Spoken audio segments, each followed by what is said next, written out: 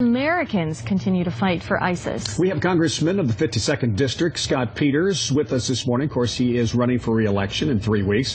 He's talking about his new bill that would ensure the safety of Americans from terrorists, at least help along that direction. Good morning to you.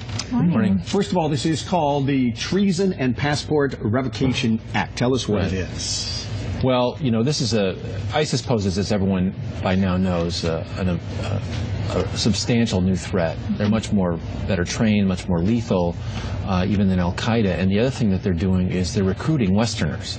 So by most estimates, there's 2,000 people from the West who have gone over to the Middle East to fight alongside these groups. And approximately 200 of those are Americans.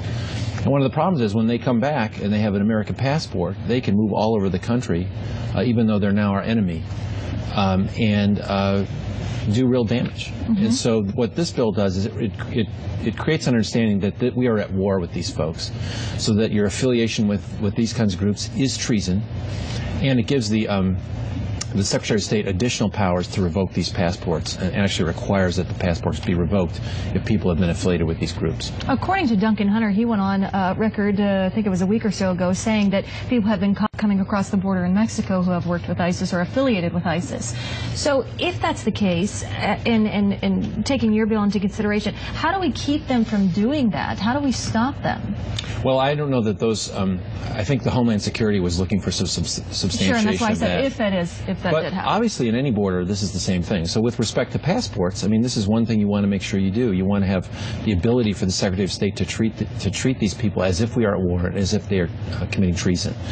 And then with respect to security, obviously at our airports, at our borders, everywhere there's a concern that we ought to be making sure that these folks aren't getting in and aren't able to do the kind of damage that they've actually promised that they will do once they get their foothold in the Middle East. What does the current law say? Because the Secretary of State has the right to revoke these passports, but it's not required. And then the treason end of it is not in law. And remember, exactly, that's what it is, Dave. And the problem is now, you know, we've set up the definition of war based on the wars of the teens and the 30s and the 40s, right? Where you have one state declaring war against another state. We're not really fighting against a country here. We're fighting against a very well-organized terrorist organization, maybe much more dangerous than many countries, but it's not the traditional war profile that we've seen. So what we would do is basically create an understanding in the law that this is war, and that if you're fighting on the other side, that's an act of treason. Yeah, it takes treason to a whole different level, doesn't it? Right. You can prosecute that in federal courts. That is in and of itself, it's a crime in the United States. If we're not aware of the Americans who are going over there to fight and they want to get back into the country, how do we stop them? How do we know? Well, there's pretty good tracking of them. I think that's one of the things that, again, the passport gives the ability to do is once you have a passport, you can track where these folks are. I believe that our intelligence agencies have eyes on these folks and are making sure that if they do try to come back, that not only do we stop them, but we apprehend them. And that's the idea of this. This gives some tools that we don't have today to catch these people as they come in and make sure they don't do damage in the homeland. Yeah, this would be one tool in the strategy. While you're here, let's talk about the overall strategy going on. There's a lot of defense folks that are going to be talking in Washington from 20 different countries today. Your take on what these airstrikes are actually doing? Because some people say they are slowing things down. Other people say it's not really helping. Well, first back up. I want to say how good it is that 20 countries are talking about this. It's not just the United States carrying this burden. I mean, first of all, we understand that from the beginning, the whole strategy starts with political stability in Iraq. There has to be a government there that can hold things together. The United States can't do that, and that's been a problem over the last decade. Second is we need allies in the region. There are allies in the region who are just as concerned about this threat as we are, and they need to be on the ground. They need to be carrying some of this burden as well. We need international allies, and that's why I'm saying, you know, we know France was one of the first to step in. They have 700 people with French passports fighting this fight on the other side. They're very concerned. And then I thought the airstrikes was appropriate. It's not the end game. It's what we need to do in the immediate term to make sure that we stop this advance. And obviously it's not perfect, but I think it's an important part of the strategy.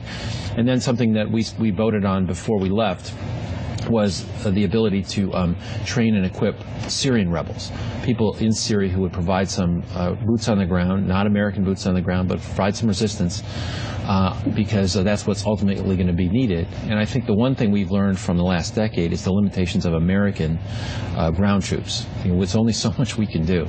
And I'm sorry we had to go through that, but we've learned that lesson, and I don't think we should repeat that again. I'm curious, President Obama has said several times that he's not going to put any boots on the ground, but just for your opinion, do you think that will change? Well, I don't believe that that's the intent right now, Brandy. I think that to the extent that there's any more consideration of that, that will have to come to Congress. I think a lot of us have been concerned that the President has not been working as closely with Congress as he could be. I think in the last round of votes, he did. I give him credit for that. But really, we're listening to the commanders.